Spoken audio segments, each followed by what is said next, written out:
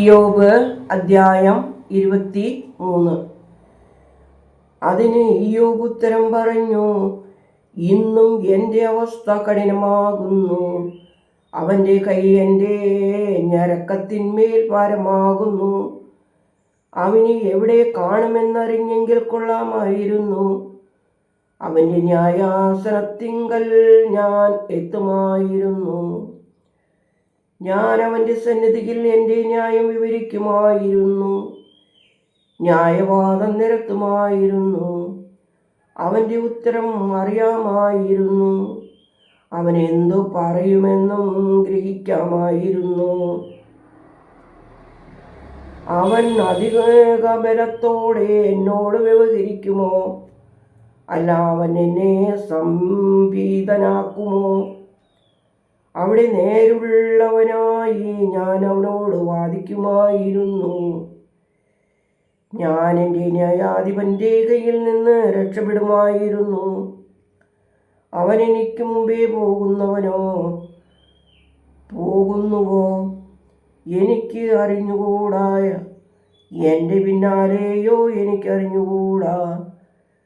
ഞാൻ ഇടത്തോട്ട് നോക്കി, അവനെ കണ്ടില്ല. വലത്തോട്ട് ഞാൻ തിരിയുന്നു, അവനെ കാണുന്നില്ല. എന്നാൽ ഞാൻ നടക്കുന്ന വഴിയും എൻ്റെ നിലയും അവൻ അറിയുന്നു. എന്നെ ശോധന കഴിച്ചാൽ ഞാൻ പൊന്നുപോലെ പുറത്തു വരും. അവൻ്റെ പാതയിൽ എൻ്റെ കാലടി ഉറച്ചിരിക്കുന്നു. അവൻ്റെ കൽപ്പന ഞാൻ വിട്ടുമാറാതെ അവൻ്റെ വഴി ആദരിക്കുന്നു. ഞാൻ അവൻ്റെ അധരങ്ങളുടെ കൽപ്പന വിട്ട് പിന്മാറിയിട്ടില്ല. അവൻ്റെ ഇഷ്ടത്തിൽ നിന്ന് ഞാൻ മാറിയിട്ടില്ല. അവനോ എന്നോടുത്തരമരുളും. അവൻ്റെ ഇഷ്ടം ഞാൻ അനുഷ്ഠിക്കും. എനിക്ക് നിയമിച്ചിരിക്കുന്നത് ഞാൻ നിവർത്തിക്കുന്നു. ഇങ്ങനെയുള്ള പലതും അവൻ്റെ സന്നിധിയിൽ ഉണ്ട്. അതുമൂലം ഞാൻ അവൻ്റെ സാന്നിധ്യത്തിൽ ഭ്രമിക്കുന്നു. ഞാൻ അവനെ ഭയപ്പെടുന്നു. ദൈവം എൻ്റെ മനസ്സിനെ ഇളക്കി, എൻ്റെ ശിരസ്സും ഭ്രമിച്ചിരിക്കുന്നു.